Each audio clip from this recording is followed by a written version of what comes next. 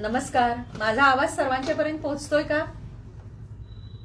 कोणीतरी मला सांगितलं तर लक्षात येईल की माझा आवाज पोहोचतोय, म्हणजे मला सुरू करायला सोपं होईल. माझा आवाज पोहोचतो का?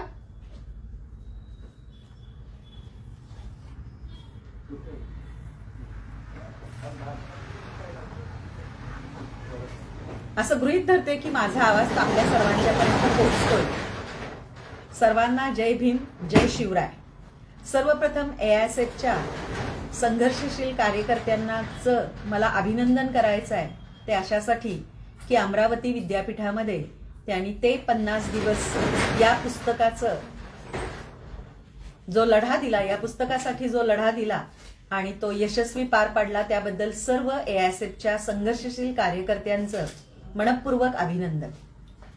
एका पुस्तकाचं प्रकाशन बंद करा, पुस्तक नाहीसं करा, अशी एकीकडे मागणी केली जाते आणि त्याच वेळेला AISFचे काही कार्यकर्ते हे पुस्तक अभ्यासक्रमात लागू केलंच पाहिजे या अनुषंगानं लढा देतात. या दोन परस्पर विरोधी घटना आहेत आणि त्या अनुषंगाने आज मी आपल्या सर्वांशी संवाद साधू इच्छिते.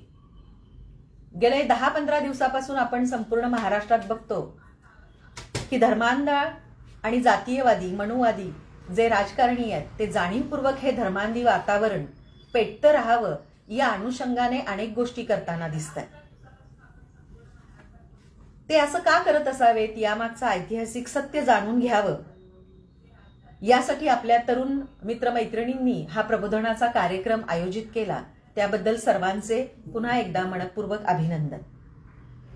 कॉम्रेड गोविंद पानसरे यांनी 1988 साली लिहिलेल्या शिवाजी कोण होता या पुस्तकावर बंदी घाला अशी मागणी करणारे शिंदे सेनेचे आमदार, बागेश्वर धामचे धीरेंद्र शास्त्री असतील, आनंद स्वरूप असतील, हे सर्वजण जाणीवपूर्वक खोटा इतिहास पुन्हा एकदा महाराष्ट्राच्या माथी मारण्याचं काम आणि समाजमन कलुषित करण्याचं काम करतायत.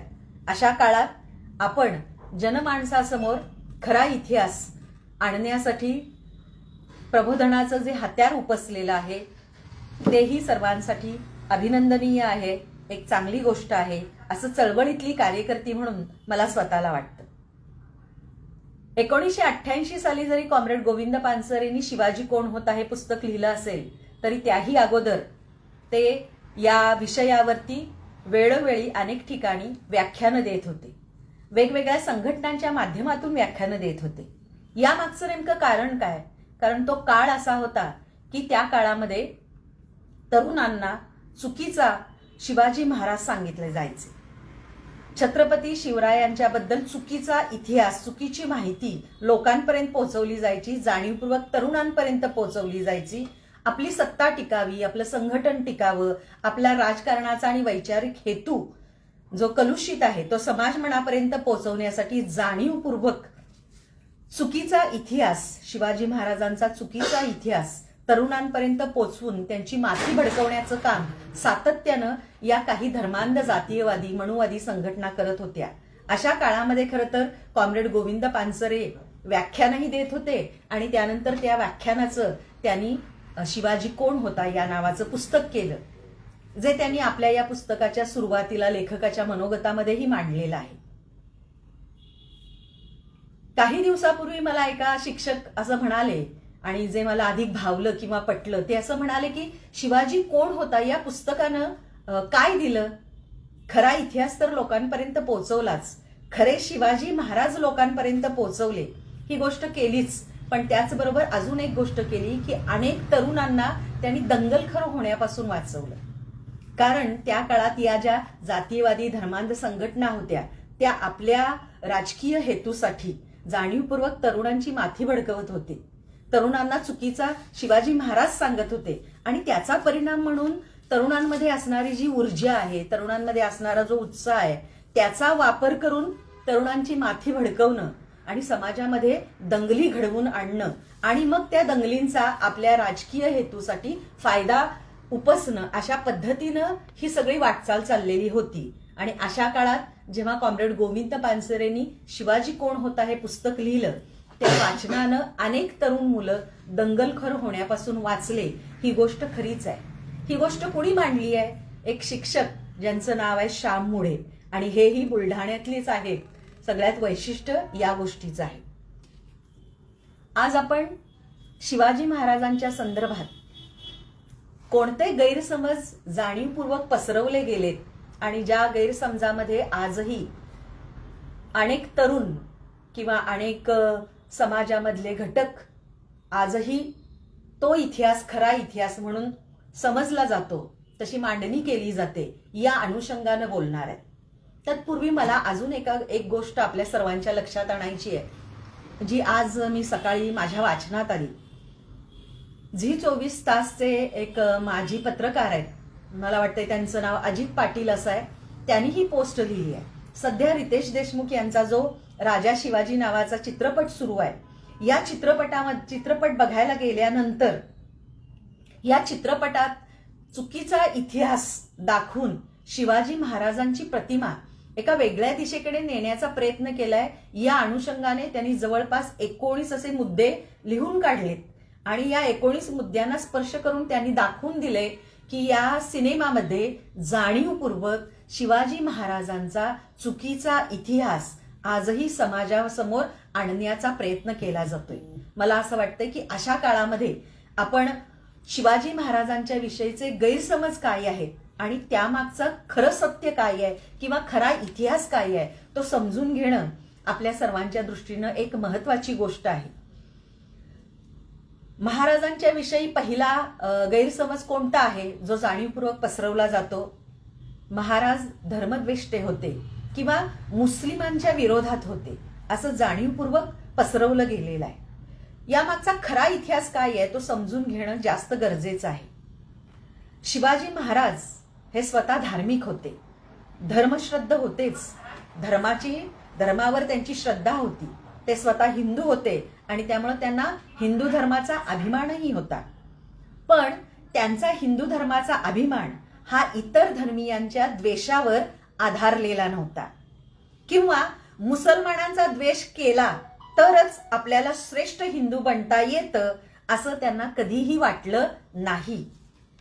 याचं कारण काय किंवा कशाच्या आधारे आपण असं म्हणू शकू की शिवाजी महाराज मुस्लिम द्वेष्टे नव्हते? याची अनेक उदाहरणं खरं म्हणजे अनेक इतिहासकारांनी आपल्याला सांगितलेली आहेत. बखरीमध्ये असेल, पोवाड्यामध्ये असेल, शिवाजी महाराजांच्या संदर्भात रचलेली गाणी असतील, या सगळ्यांमधून खरं तर शिवाजी महाराजांच्या पदरी असणाऱ्या अनेक मुस्लिम त्यांचे जे सरदार होते किंवा आरमाराचा प्रमुख असेल, दर्या सारंग, दौलत खान, अशी अनेक उदाहरणं अनेकांनी दिलेली आहेत.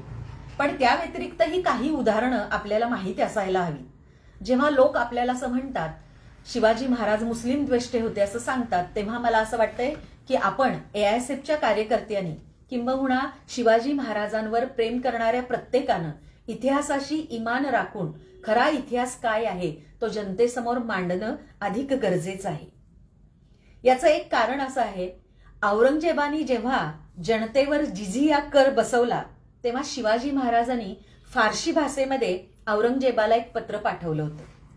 त्यामध्ये या पत्रामध्ये शिवाजी महाराजांनी सांगितलं की स्वधर्माकडं, स्वतःच्या धर्माकडं आणि परधर्माकडं आपण राजा म्हणून किंवा जनतेचे राज्यकर्ते म्हणून कसं पाहिलं पाहिजे, या अनुषंगाने या पत्रामध्ये त्यांनी लिहिलेलं दिसतंय.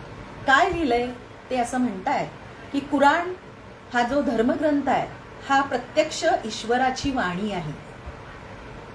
शिवाजी महाराज म्हणतायत पत्रामध्ये लिखित आहे आणि याचे पुरावे आहेत. शिवाजी महाराज असं म्हणतात की कुराण धर्मग्रंथ हा प्रत्यक्ष ईश्वराची वाणी आहे, ते आसमानी किताब आहे.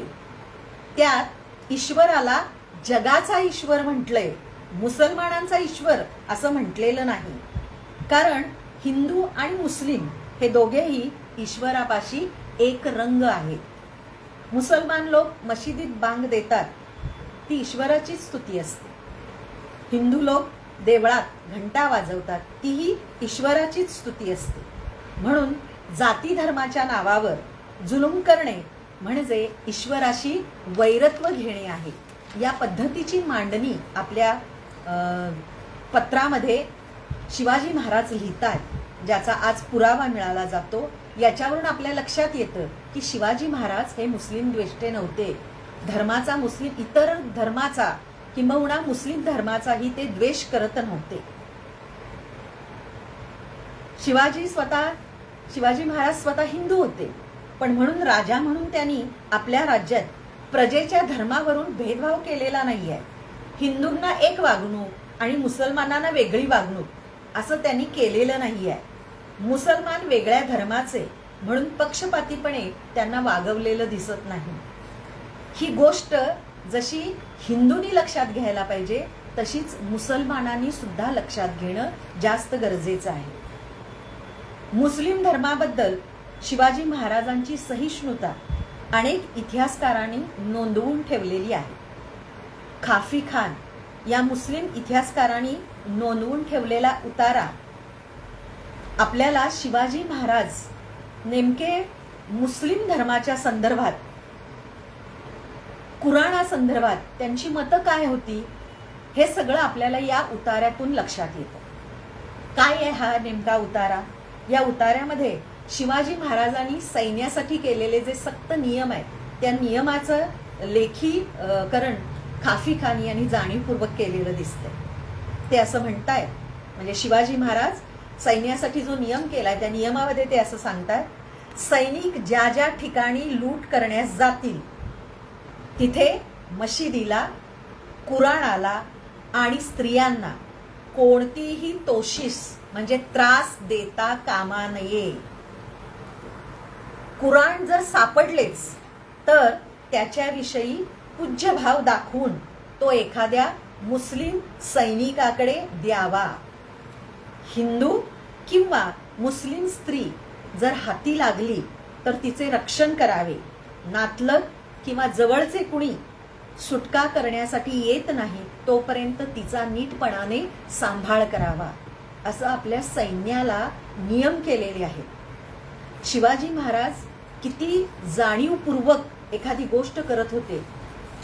दूरचं ते पाहतच होते, पण आपली जी प्रजा आहे ती प्रजा जशी हिंदू आहे तशी मुस्लिमही आहे, आणि त्यामुळं या मुस्लिम प्रजेच्या बाबतीत आपण काय करायला पाहिजे, कुराणाच्या संदर्भात काय करायला पाहिजे, या सगळ्याची मांडणी ते या ठिकाणी करतात. अनेकदा आपल्याला इतिहासात दिसतंय की शिवाजी महाराजांनी मशिदींना दान दिलेलं आहे, पण मशीद पाडून त्या जागी देऊळ बांधल्याची एकही नोंद आजवरच्या इतिहासात कुठेही नाही आहे. लुटीत त्यांना मशिदी सापडल्याच नाही ही गोष्ट खरी नाही आहे, पण म्हणून त्यांनी जी सापडलेली मशीद आहे ती मशीद पाडली आणि त्या जागी मंदिर उभं केलं शिवाजी महाराजांनी, असा एकही उल्लेख आजवरच्या इतिहासात सापडत नाही. शिवाजी महाराजांचा अफजल खानाच्या भेटीस गेले होते तेव्हा त्यांच्याबरोबर त्यांचा वकील होता. त्या वकिलाचं नाव काय होतं? काझी हैदर. हे स्वतः मुसलमान होते. आणि अफजल खान त्यांचे जे वकील होते त्यांचं नाव काय होतं? बहुतेक करून आपल्याला इतिहासात कृष्णाजी भास्कर एवढंच सांगितलं जातं. कृष्णाजी भास्कर कुलकर्णी असं हे नाव होतं, पण कुलकर्णी आपल्या सर्वांच्या पासून जाणीवपूर्वक लपून ठेवलं जातं. आणि म्हणून मला असं वाटतं की आता तरुणांनी हा जो इतिहास आहे, खरा इतिहास, हा उच्चारवानं आपण सांगायला पाहिजे. हे सांगायला पाहिजे की शिवाजी महाराजांनी स्वतःचा वकील म्हणून काझी हैदर यांची नेमणूक केलेली होती, तर अफजल खानाचे वकील जे कृष्णाजी भास्कर कुलकर्णी होते त्याचा शिवाजी महाराजांनी मुंडकं उडवलेलं आहे. ही गोष्ट आपण लोकांपर्यंत पोहोचवणं जास्त गरजेचं आहे. शिवाजी महाराज मुस्लिम द्वेष्टे नव्हते, यासाठी जितकी म्हणून आपल्याला उदाहरणं देता येतील ती उदाहरणं देणं ही आपल्या सर्वांची जबाबदारी आहे. अन्यथा आजही लोक, म्हणजे राजा शिवाजी हा जो चित्रपट आहे, या चित्रपटामध्ये पण ते असं लिहितात पत्रकार की जाणीवपूर्वक त्यांच्या सैन्यामध्ये एका बाजूला हिंदू सैनिक, दुसऱ्या बाजूला मुस्लिम सैनिक असं जाणीवपूर्वक दाखवायचा प्रयत्न केलाय की ज्याच्यातून लोकांपर्यंत मेसेज जाईल की शिवाजी महाराज मुस्लिम द्वेष्टे होते, मुस्लिमांच्या विरोधात होते, आणि धार्मिक ध्रुवीकरण करून आपल्यासाठी, आपल्या सत्तेसाठी, आपल्या राजकारणासाठी या सगळ्याचा उपयोग करता येईल अशी खूणगाठ कदाचित आजच्या धर्मांधवाद्यांनी जातीवाद्यांनी बांधलेली आहे आणि त्या अनुषंगानं ते काम करताना दिसत आहेत। ते केवळ इतिहास बदलाचंच काम करत नाहीत, तर जे जनमानसाचा पकड घेणारा चित्रपट हे माध्यम आहे, त्या माध्यमात सुद्धा चुकीचा इतिहास लोकांपर्यंत पोहोचवणं, लोकांच्या भावना भडकवण्याचं काम केलं जातंय। आणि मला असं वाटतंय की आता आपण सर्व तरुणांनी हा सिनेमा बघायला पाहिजे आणि इतिहासाशी बेईमानी करणारे जे जे तिथे एखादा चित्रपटातलं जे जे चित्रण असेल त्या चित्रणाविषयी जाणीवपूर्वक इतिहासाची साक्ष देऊन, इतिहासाचा पुरावा देऊन त्याची मांडणी सोशल मीडियावर सततपणे करणे गरजेचं आहे। चित्रपटामध्ये मनोरंजन करणं, चित्रपटामध्ये भावना उद्दीपित करणं असा आमचा हेतू आहे, असे काहीतरी कारण सांगून सुद्धा इतिहासाची बेईमानी केलेली अनेक घटना त्यामध्ये चित्रित केलेल्या आहेत, त्या विरोधात आपण बोलणं ही आपली जबाबदारी आहे। शिवाजी महाराजांच्या संदर्भात अजून एक दुसरा गैरसमज जाणीवपूर्वक पसरवला जातो, तो म्हणजे शिवाजी महाराज गो ब्राह्मण प्रतिपालक होते। याचा अर्थ काय आहे ते समजून घ्यायला पाहिजे। गो म्हणजे गाय आणि ब्राह्मण म्हणजे ब्राह्मण, माहितच आहे। यांचा प्रतिपाल करणारे म्हणजे जपणूक करणारे, संरक्षण करणारे, म्हणजे शिवाजी महाराजांना जणू काही दुसरं काही कामच नव्हतं। ते फक्त कोणते राजे होते, कशाचं काम करत होते, तर गायीचं आणि ब्राह्मणांचं संरक्षण करणं, त्यांचं जपणूक करणं, एवढंच काय ते त्यांना काम होतं। शिवाजी महाराजांची रणनीती, त्यांची युद्धनीती, शेतकऱ्यांसंबंधीचे त्यांची मतं, स्त्रियांसंबंधीची त्यांची मतं, रयतेच्या संदर्भातली आपली मतं, हे सगळे बाजूला सोडून शिवाजी महाराज गो ब्राह्मण प्रतिपालक होते असं जाणीवपूर्वक लोकांपर्यंत पोहोचवलं जातं। हे बिरुद जे आहे शिवाजी महाराजांना लावलेलं गो ब्राह्मण प्रतिपालक, हे कधी घुसडलं गेलंय त्याच्याविषयी सुद्धा आपल्याला पुरावे सापडतात। पेशवाई नंतरच्या काळात आणि त्यानंतरच्या ब्राह्मणवादी लिखाणात खरं म्हणजे हे गो ब्राह्मण प्रतिपालक हे बिरुद जी आहे किंवा ही उपाधी जी आहे ती जाणीवपूर्वक घुसडली जाते। या मागचं नेमकं कारण काय असावं, ते कारण आपण खरंच सर्वांनी समजून घेणं गरजेचं आहे। खरं म्हणजे ही उपाधी किंवा हे बिरुद जाणीवपूर्वक घुसडण्यामागची कारणं लक्षात घेणं गरजेचं आहे। त्यांना हे का करावंसं वाटलंय, त्यांना हे कळत नाही, अडाणी आहेत, निरक्षर आहेत, ही गोष्ट खरी नाही आहे। त्यांना ते करायचंच आहे। हे का करायचं आहे त्यांना, तर शिवाजी महाराज पुन्हा एकदा मर्यादित करायचे। म्हणजे शिवाजी महाराजांचं जे कार्य सर्वसमावेशक व्यापक होतं त्या कार्याला काय करायचं आहे, मर्यादित करायचं आहे। शिवाजी महाराज छोटे करायचे आहेत। छत्रपती शिवाजी महाराजांचं जे व्यक्तिमत्व आहे ते व्यक्तिमत्व सर्वसमावेशक आणि लोक कल्याणकारी राजा असं व्यापक होतं, ज्याच्यामध्ये लोक कल्याणकारी राजा हे अधिक महत्वाचं आहे। लोकांचं, रयतेचं आणि रयतेतल्या 18 पगड जातीचं, केवळ राजा हिंदू आहे म्हणून हिंदूंचंच कल्याण नाही, तर रयतेमध्ये जे कोणी आहेत 18 पगड जातीचे बहुजन, त्या सगळ्यांचं कल्याण करण्याचं काम, तसंच सर्वसमावेशक व्यापक असं काम शिवाजी महाराजांचं होतं। पण हे जनतेपर्यंत पोचलं तर शिवाजी महाराजांचं नाव घेऊन जे सत्तेवर आलेत त्यांना कदाचित लोक प्रश्न विचारतील। शिवाजी महाराजांचं राज्य लोकांचं कल्याण करण्याचं होतं आणि तुम्ही शिवाजी महाराजांचं नाव घेऊन सत्तेवर आलाय, तर मग शिवाजी महाराजांसारखं लोक कल्याणाचं काम का करत नाही असं लोकांनी उद्या प्रश्न विचारू नयेत। यासाठीच शिवाजी महाराज मर्यादित करायचे, नाहीतर मग उद्या तुम्हाला जर खरा इतिहास कळाला, शिवाजी महाराजांचं हे व्यापक काम कळालं, तर तरुण त्यांना प्रश्न विचारतील। शिवाजी महाराजांची जयंती मोठ्यापणानं तुम्ही साजरी करताय, चांगली गोष्ट आहे। शिवाजी महाराजांचा जय जय काय करताय, ही चांगली गोष्ट आहे। शिवाजी महाराजांचं चित्र असणारे टी शर्ट्स आम्हाला सगळ्यांना जाणीवपूर्वक देताय आणि शिवाजी महाराज लोकांपर्यंत पोचावेत या अनुषंगानं टी शर्टचं वाटप करताय, ही चांगली गोष्ट आहे। पण शिवाजी महाराज लोकांच्या कल्याणाचं काम करत होते, रयतेच्या कल्याणाचं काम करत होते।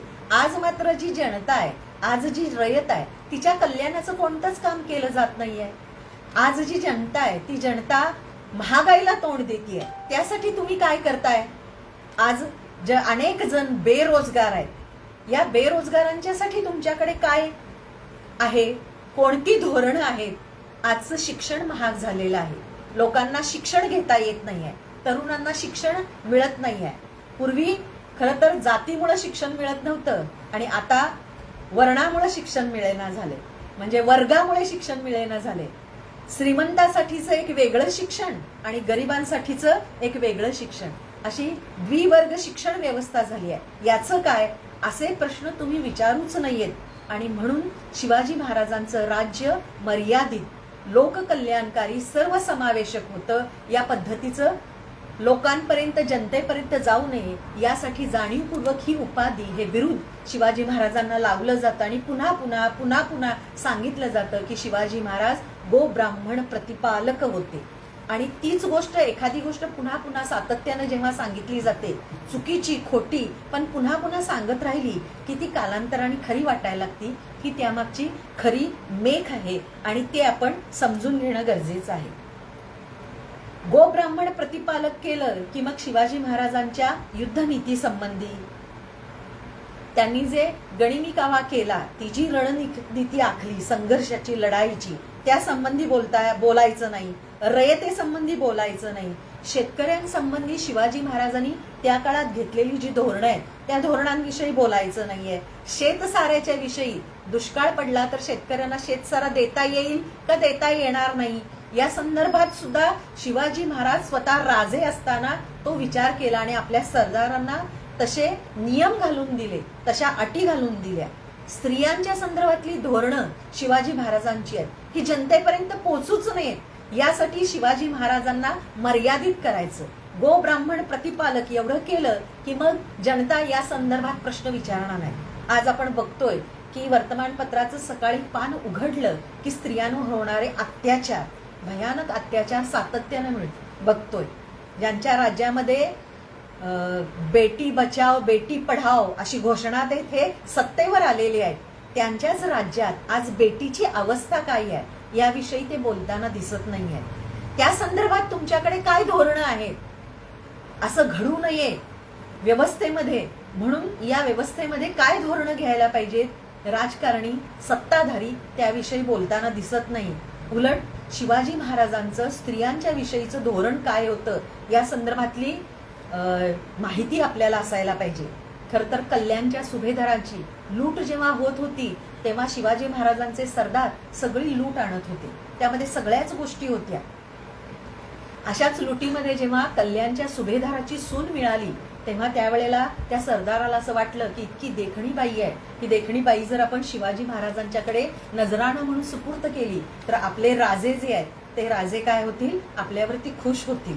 आणि म्हणून त्यांनी कल्याणच्या सुभेदाराची सुनेला सुद्धा शिवाजी महाराजांच्या समोर जेव्हा उभं केलं तेव्हा तिचं सौंदर्य बघून शिवाजी महाराज काय म्हणाले. बऱ्याचदा अनेक जण म्हणतात की ही कवी कल्पना आहे. खरं म्हणजे आपल्या राजाच्या विषयी कवींनी अनेक गोष्टी लिहिलेल्या आहेत, त्यामध्ये राजा आपला कसा आहे हे दाखवण्याचीच गोष्ट आहे. कवीनं जरी लिहिलेलं असलं तरी सुद्धा ही गोष्ट जाणीवपूर्वक आपण लोकांपर्यंत पोहोचवायला पाहिजे. शिवाजी महाराज काय म्हणाले?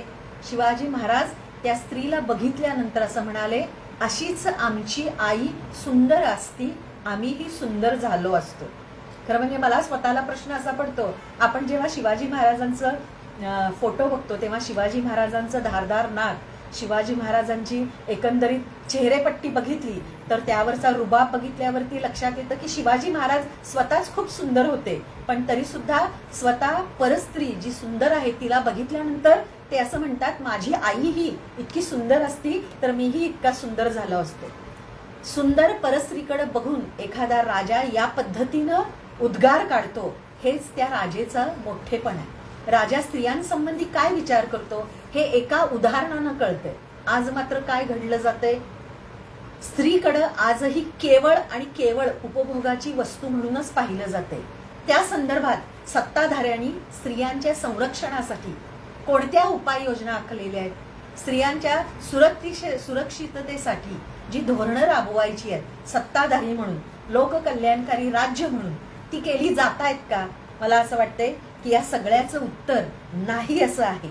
आणि म्हणूनच शिवाजी महाराजांना बंदिस्त, मर्यादित केलं जातं, हे जाणीवपूर्वक केलं जातं. हे राजकीय षडयंत्र आहे आणि ते षडयंत्र आपण खोडून काढायला पाहिजे, लोकांना ते समजून द्यायला पाहिजे. आजच्या तरुणांना आणि त्यातही ऑल इंडिया स्टुडंट फेडरेशनचे विद्यार्थी जे खऱ्या अर्थानं लढाऊ आणि संघर्षशील आहेत, त्या सर्वांच्यावरती ही जबाबदारी येते. ग्रँड डफने आपल्या एका पुस्तकात नमूद केलं, गायी, रयत आणि स्त्रिया यांना लुटण्यास शिवाजी महाराजांनी आपल्या शिपायांना बंदी केली होती असं नमूद करून ठेवलेलं आहे. त्यामुळे या गोष्टी लोकांपर्यंत पुराव्यानिशी संदर्भासहित पोहोचवण्याची जबाबदारी आता आपली आहे. गो ब्राह्मण प्रतिपालक असं जेव्हा म्हणतात, ब्राह्मणांची जपणूक करायला पाहिजे, ब्राह्मणांच्या संरक्षणासाठी शिवाजी महाराज काम करत होते असं जे खोटं सांगितलं जातंय, त्यामागे एक गोष्ट लक्षात घ्यायला पाहिजे की शिवाजी महाराजांच्या राज्याभिषेकासाठी ब्राह्मणांनीच विरोध केलेला आहे. त्यासाठी त्यांनी अनेक कारणं दिलेली आहेत.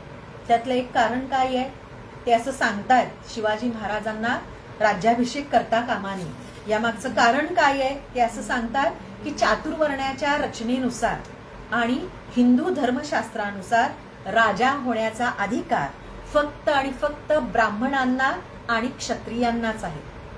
शिवाजी महाराज तर काय ब्राह्मण नव्हतेच. त्यामुळं ते असं म्हणतात की शिवाजी महाराज क्षत्रियही नाही आहेत. आणि क्षत्रिय का नाही आहेत त्याला ते कारणं अशी सांगतात. हिंदू धर्मशास्त्र असं म्हणतं की ज्या राजाची मुंजीच झालेली नाहीये किंवा मंत्रविधीसह ज्या राजाचं लग्नच झालेलं नाहीये तो राजा क्षत्रिय असू शकत नाही. आणि म्हणून शिवाजी महाराजांना राज्याभिषेक करता कामा नये, करता येणार नाही. यासाठी शिवाजी महाराजांच्या राज्याभिषेकाला ब्राह्मणांनी विरोध केला होता. दुसरं कारण त्यांनी असं सांगितलेलं, परशुरामानं पृथ्वी निक्षत्रिय केलेली आहे, म्हणजे सगळे क्षत्रिय संपलेलेच आहेत. त्यामुळेही शिवाजी महाराज काय नाहीये, क्षत्रिय नाहीये.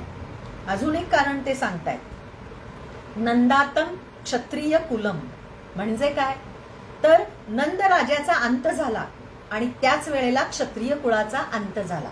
शेवटचा नंद राजा जो होता तोच फक्त क्षत्रिय होता, त्यानंतर कोणीही क्षत्रिय राहिलेलं नाही. आणि म्हणूनही शिवाजी महाराजांचा राज्याभिषेक करता येणार नाही, म्हणून ब्राह्मणांनी त्याला विरोध केला होता. या दोन गोष्टी परस्पर विरोधी आहेत. एकीकडे बिरुद लावलंय, उपाधी लावलंय गो ब्राह्मण प्रतिपालक, आणि त्याच वेळेला जर ब्राह्मणांचं संरक्षण करणारा हा राजा होता, ब्राह्मणांना सुरक्षित ठेवणारा, जपणूक करणारा राजा होता, तर मग ब्राह्मणांनी त्यांच्या राज्याभिषेकाला विरोध का केला? आपण प्रश्न विचारायला पाहिजे. आपण जर प्रश्न विचारले नाहीत तर खरा इतिहास लोकांसमोर येणार नाही. आणि त्यासाठी प्रश्न विचारून खरं म्हणजे आपण लोकांना सांगितलं पाहिजे की तुम्ही खरा इतिहास समजून घ्या आणि त्या इतिहासाला सजग राहून लोकांपर्यंत खरे शिवाजी महाराज पोहोचवा. अजून एक शिवाजी महाराजांचा विषयीचा गैरसमज आपल्या लोकांपर्यंत पोहोचवला जातो. तो आहे, शिवाजी महाराजांकडं भवानी तलवार होती, ही भवानी मातेनं दिली होती आणि म्हणून खरं म्हणजे शिवाजी महाराज काय करू शकले, एवढ्या सगळ्या लढाया करू शकले, एवढे सगळे किल्ले जिंकू शकले. शिवाजी महाराजांचं स्वतःचं काही असं काही कर्तृत्व नव्हतं, केवळ त्यांच्याकडे भवानी तलवार होती म्हणून शिवाजी महाराज हे सगळं करू शकले, असा एक चुकीचा गैरसमज आपल्यापर्यंत पोहोचवला जातो. यामागचंही कारण पुन्हा शिवाजी महाराजांच्या विषयी मर्यादित, म्हणजे शिवाजी महाराजांचं युद्ध कौशल्य, रणनीती, त्यांचा गनिमी कावा, त्यांनी आपल्या सरदारांना दिलेली वागणूक, म्हणजे बाजीप्रभू देशपांडेंचा इतिहास आपल्याला माहिती आहे, ती कथा आपल्याला माहिती आहे. शिवाजी महाराजांसाठी मरायला तयार झालेले रयतेतले अनेक लोक आपल्याला माहिती आहेत. असे कोणते लोक आहेत की जे राजासाठी मरायला तयार होतात? त्या राजामध्ये तेवढं धैर्य, तेवढं सामर्थ्य नसेल तर कोणी मरायला तयार होईल का? पण शिवाजी महाराजांना पुन्हा छोटं करण्यासाठी, मर्यादित करण्यासाठी, चुकीचा इतिहास सांगण्यासाठी काय सांगितलं जातंय? शिवाजी महाराजांच्याकडं भवानी तलवार होती. त्यांचं शौर्य, त्यांची रणनीती, गनिमी कावा, लढाईचं तंत्र, खरं म्हणजे असं म्हटलं जातं की त्यांच्या लढाईचं तंत्र, जे गनिमी काव्याचं तंत्र आहे, त्या तंत्राचा अभ्यास सुद्धा व्हिएतनामच्या त्या काळच्या लोकांनी केला होता. काय आहे हे तंत्र हे शिकण्यासाठी शिवाजी महाराजांचा अभ्यास करणारे परदेशी लोकही आपल्याला माहित आहेत. आणि आपले मात्र लोक काय करतायत की शिवाजी महाराजांना पुन्हा मर्यादित करतायत. शिवाजी महाराजांनी आपल्या या सैन्यामध्ये अगदी 12 बलुतेदारांना सगळ्यांना सामावून घेतलेलं होतं. त्याच्यात बेरड होते, रामोशी होते, सर्व बहुजन इथं होते. त्यांच्यामध्ये असणारी जी निडरता आहे, निर्भयता आहे, याचा वापर आपल्या सैन्यासाठी शिवाजी महाराजांनी केला होता. हे शिवाजी महाराजांचं जे रणनीती आहे ती रणनीती इतरांपर्यंत पोचलीच जाऊ नये. शिवाजी महाराजांचं शौर्य पुन्हा एकदा मर्यादित करण्याचं कटकारस्थान करण्यासाठी चुकीचं आणि खोटं सांगितलं जातं की शिवाजी महाराजांच्याकडे भवानी तलवार होती, ती भवानी मातेनं दिली होती आणि त्यामुळं खरं म्हणजे शिवाजी महाराज लढाई जिंकू शकले. हे सगळं जे खोटं आहे ते हाणून पाडायला पाहिजे. त्यासाठी खरा इतिहास समजून घ्यायला पाहिजे. कॉम्रेड गोविंद पानसरेंचं शिवाजी कोण होता हे पुस्तक जसं वाचायला पाहिजे तसंच प्रबोधनकार ठाकरेंचं दगलबाज शिवाजी वाचायला पाहिजे. तसंच इतरांची जी पारसनीसांचं असेल, शेजवलकरांचं असेल, इतिहासाची ही सगळी पुस्तकं आपण तरुणींनी वाचायला पाहिजे. खरा नेमका शिवाजी पुराव्यानिशी जेव्हा लोकांसमोर बोलायचा आहे, लोकांसमोर मांडायचा आहे, तेव्हा आपण तितकं वाचन करायला पाहिजे. तरच आपण खरा इतिहास लोकांपर्यंत मांडू शकू. नाहीतर मग हे धर्मांध जातीयवादी पुन्हा आपल्या शिवाजी महाराजांच्या संदर्भात चुकीचे, खोटे, त्यांना सोयीचे असणारे सगळे जे गैरसमज आहेत ते पुन्हा पुन्हा सातत्यानं मांडत राहतील. लोकांना तेच खरं वाटत राहील आणि मग शिवाजी महाराजांच्या विषयी जे आपल्याला सांगायचं आहे ते जनतेपर्यंत पोहोचवता येणार नाही. अजून एका गैरसमजाकडे मला आपल्या सगळ्यांचं लक्ष वेधायचं आहे. ते असं सांगतात की शिवाजी महाराज परमेश्वराचा अवतार होते. हे असं सांगणं त्यांच्यासाठी खरं म्हणजे सोयीचं आहे. म्हणजे काय होतं, एकदा शिवाजी महाराजांचा परमेश्वर केला की मग परमेश्वराला जे जमलं ते तुमच्या माझ्यासारख्या सर्वसामान्य माणसाला जमणारच नाही आणि त्यामुळे तुम्ही शिवाजी महाराजांसारखं वागायचा प्रयत्न करू नका असं सांगणं सोपं असतं.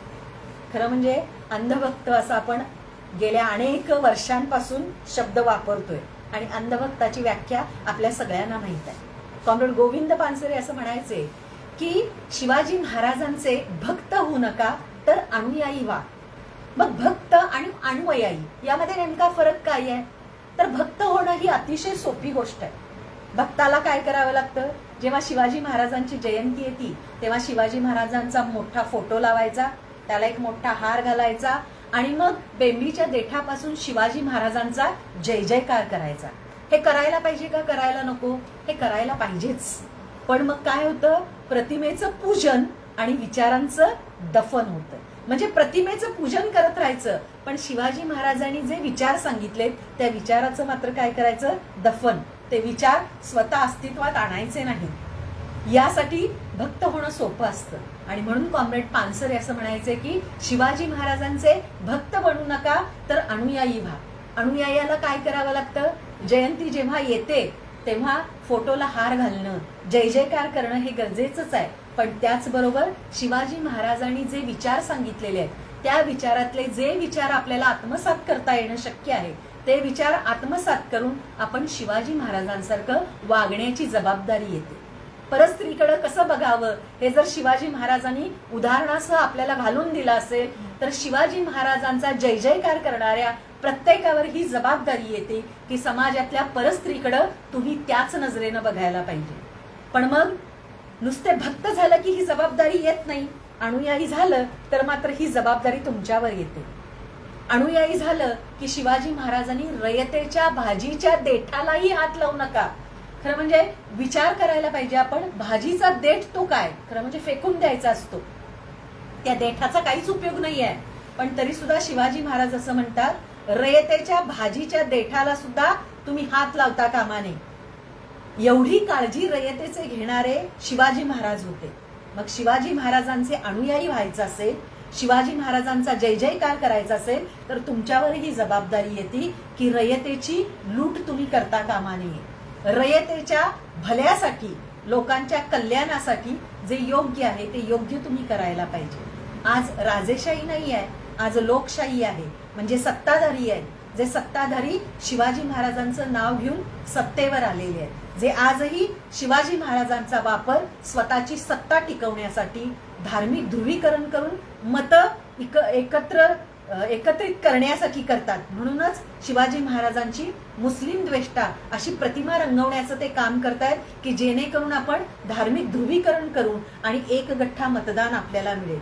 पण अशा वेळेला शिवाजी महाराजांचे अनुयायी म्हणून आपल्यावर जबाबदारी येते की या राज्यकर्त्यांना आपण विचारायला पाहिजे, जर तुम्ही शिवाजी महाराजांचे वारसदार म्हणवता, शिवाजी महाराजांचा जय जयकार करता, तर शिवाजी महाराजांसारखंच लोकांचं कल्याण करणारं राज्य आम्हाला हवंय, ज्या राज्यामध्ये सर्वसामान्यांचं, वंचितांचं, बहुजनांचं कल्याण होईल असं राज्य आम्हाला हवंय. आणि ते राज्य आणण्याची जबाबदारी तुमची आहे. आजच्या रयतेचे जे प्रश्न आहेत, मग ते प्रश्न महागाईचे असतील, ते प्रश्न आरोग्याचे असतील, ते प्रश्न शिक्षणाचे असतील, तर ते प्रश्न सोडवण्याची जबाबदारी आजच्या लोकशाहीतले सत्ताधारी जे आहेत त्यांची आहे.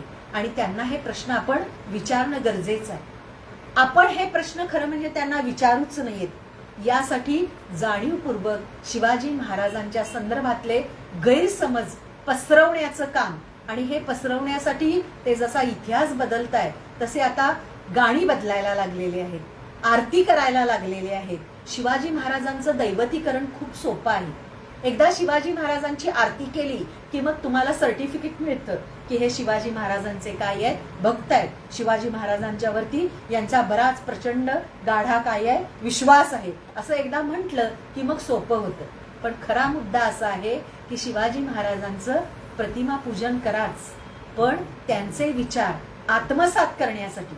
खरं म्हणजे आज शिवाजी महाराजांसारखं 100% कुणाला होता येणं शक्य आहे का असा प्रश्न विचारला तर याचं उत्तर नाही असंच आहे.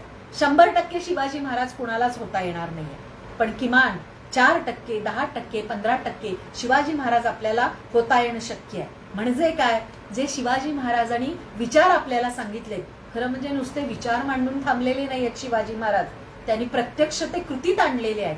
असे विचार आपल्यालाही आपल्या कृतीत आणता येणं शक्य आहे.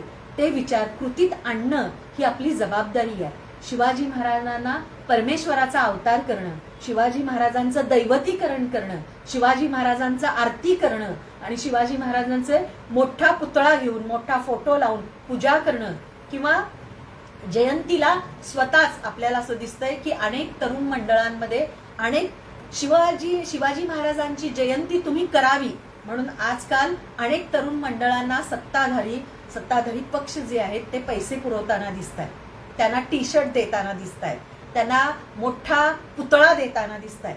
पण तुम्ही शिवाजी महाराजांसारखं वागा, तुमच्या जगण्यामध्ये शिवाजी महाराजांचे विचार आत्मसात करा, तसं वागण्याचा प्रयत्न करा. हे मात्र सांगितलं जात नाही, जाणीवपूर्वक सांगितलं जात नाही. कारण शिवाजी महाराजांसारखं वागण्याची जबाबदारी जेव्हा माणूस स्वतः घेतो तेव्हा समोरच्यालाही तो प्रश्न विचारतो. जर तुला शिवाजी महाराज की जय म्हणायचं असेल, जय भवानी जय शिवाजी म्हणायचं असेल, तर तुझ्यावर किमान काही टक्के शिवाजी महाराजांसारखं वागण्याची जबाबदारी येते. आणि हे नाकारायचं असेल तर मग शिवाजी महाराजांचं दैवतीकरण करणं, त्यांना परमेश्वर आहे असं म्हणणं सोपं जातं. कॉम्रेड गोविंद पानसरेंनी आपल्या पुस्तकात शिवाजी महाराज तुमच्या माझ्यासारखा हाडामासाचाच माणूस होता हे सांगितलंय. आपल्याला जसे राग लोभ आहेत तसे तेव्हाही शिवाजी महाराजांना होतेच. तर्क लावून आपण विचार केला तरुण मित्र मैत्रिणींनो, तर तुमच्या लक्षात येईल की याच्या सगळ्याच्या पलीकडे जाऊन शिवाजी महाराज काम करत होते. जर शिवाजी महाराजांना हे सगळं करणं त्या काळात जमलं तर आज आपल्याला अनेक सोयी सुविधा असताना शिवाजी महाराजांसारखं काही टक्के तरी जगता येणं, वागता येणं सहज शक्य आहे. पण ते तसं केलं तर आपण सत्तेला प्रश्न विचारू, आणि सत्ताधाऱ्यांना व्यवस्थेला प्रश्न विचारणारे, सत्तेला प्रश्न विचारणारे नको असतात. आजच्या लोकशाहीमध्ये शिवाजी महाराजांची जयंती साजरी करायची, शिवाजी महाराज पुन्हा एकदा समजून घ्यायचे म्हणजे काय करायचंय, तर मला असं वाटतं की सत्तेला प्रश्न विचारायची आहे. शिवाजी महाराजांचं हेच काम आजच्या लोकशाहीत आहे की आपण प्रश्न विचारायला पाहिजेत. शिवाजी महाराजांना जे जमलं ते तुम्हाला का जमत नाही? लोकांचं कल्याण करण्याचं काम शिवाजी महाराजांनी सातत्यानं केलं, ते काम तुम्हाला का जमत नाही हा प्रश्न आपण विचारायला पाहिजे. प्रश्न विचारणारे तयारच होऊ नयेत म्हणून चुकीचा इतिहास, अपुरा इतिहास, सत्तेला सोयीचा इतिहास लोकांपर्यंत पोचवणं हेच त्यांचं ध्येय आहे. ते सातत्यानं करतात. त्यासाठी इतिहासाचा, पुस्तकाचा, गाण्याचा, आरतीचा, सिनेमाचा, नाटकाचा सगळीकडे वापर केला जातो आणि सातत्यानं जनतेवरती असं हॅमरिंग केलं जातं की शिवाजी महाराज असेच होते, शिवाजी महाराज परमेश्वराचा अवतारच होते, शिवाजी महाराजांकडं भवानी तलवारच होती, शिवाजी महाराज गोब्राह्मण प्रतिपालक होते. हे चुकीचं सांगितलं जातं आणि जनता या सगळ्या चक्रव्यूहामध्ये अडकते.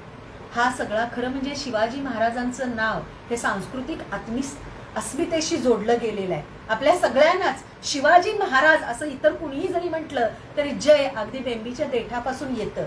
शिवाजी महाराजांचं नुसतं नाव जरी उच्चारलं तरी सुद्धा सगळ्यांना एक स्फूर्ती येते, एक निडरपणा येतो, एक निर्भयता येते.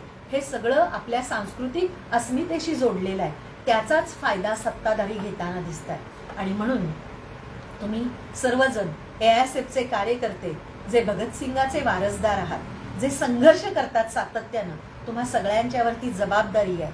आता जेव्हा शिवाजी महाराजांचं नाव स्वतःच्या राजकीय हेतूसाठी केलं जाते, स्वतःचं राजकारणाचे अजेंडे पुढे करण्यासाठी केलं जाते, धार्मिक ध्रुवीकरणाचं उन्मादी वातावरण सतत पेटतं ठेवावं म्हणून त्याविषयीचे वेगवेगळी वक्तव्य केली जातात. खरं म्हणजे वक्तव्य करणारे निरक्षर आहेत, अडाणी आहेत किंवा आपण जे बोलतोय ते चुकीचं आहे ते त्यांना माहीत नाही काय? त्यांना हे सगळं माहीत आहे, पण त्यांना तेच करायचं आहे.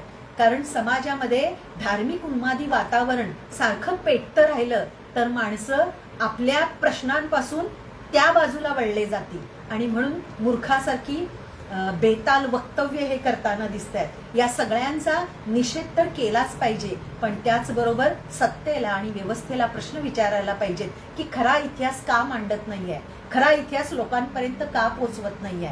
लोकांचं कल्याण करण्याचं राज्य जबाबदारी तुमची आहे. शिवाजी महाराजांचं नाव घेता तर तुमची जबाबदारी आहे, ते काम तुम्ही का करत नाही असे प्रश्न आपण विचारायला पाहिजे. येत्या काळात मला स्वतःला असं वाटतं की आपण शिवाजी महाराजांचा खरा इतिहास स्वतः समजून घ्यायला पाहिजे, तो आत्मसात करायला पाहिजे. इतिहासाचं केवळ वाचन केलं म्हणजे इतिहास तज्ञ असं म्हणतात की लिहिलेल्या 2 ओळींमध्ये केवळ इतिहास नसतो, तर 2 ओळींमधली जी रिकामी जागा आहे त्या रिकाम्या जागेमध्ये खरा इतिहास लपलेला असतो आणि तो इतिहास आपण समजून घेणं, तो इतिहास आपल्यापर्यंत पोचणं जास्त गरजेचं आहे. म्हणजे कल्याणच्या सुभेदाराच्या सुनेच्या बाबतीत काय म्हणाले, या 2 ओळीमधला रिकामी जागा आहे, त्या रिकाम्या जागेमधला महाराजांचा जो इतिहास आहे, त्या काळात महाराजांना काय वाटलं असेल, ते कसे व्यक्त झाले असतील, का व्यक्त झाले असतील, त्याचा परिणाम त्यांच्या सरदारांवर, त्याचा परिणाम रयतेवर, त्याचा परिणाम त्यांच्या सैनिकांवर काय झाला असेल, अशा अनुषंगानं आपण विचार करायला पाहिजे. अशा अनुषंगानं आपण मधल्या रिकाम्या जागेतला जो इतिहास आहे तो इतिहास नेमकेपणानं समजून घेतला पाहिजे, समाजापर्यंत तो पोचवला पाहिजे. त्यामुळं शिवाजी महाराजांच्यावरती बोलायला पाहिजे, शिवाजी महाराजांच्यावरती आपण लिहायला पाहिजे, शिवाजी महाराजांच्यावरचं नाटक आपण करायला पाहिजे. या गोष्टी आपल्या हातातल्या आहेत. त्यामुळे सातत्यानं आपण स्वतः वाचन करून आपण शहाणं होऊन समाजाला शहाणं करण्याची जबाबदारी आता AISFच्या सर्व कार्यकर्त्यांच्या खांद्यावर आली आहे. आणि मला असं वाटतं की आपण सर्वजण हा इतिहास समजून घ्याल, वाचाल आणि खरा इतिहास जनतेपर्यंत पोचवून खरे शिवाजी महाराज शिवसैनिकांपर्यंत, शिवप्रेमींच्या पर्यंत, जय शिवराय म्हणणाऱ्यांपर्यंत, जय जिजाऊ म्हणणाऱ्यांपर्यंत पोचवाल आणि आपलं काम नेटानं सातत्यानं करत राहाल अशी अपेक्षा व्यक्त करते आणि मी इथंच थांबते. सर्वांचे पुनश्च एकवार मनपूर्वक धन्यवाद.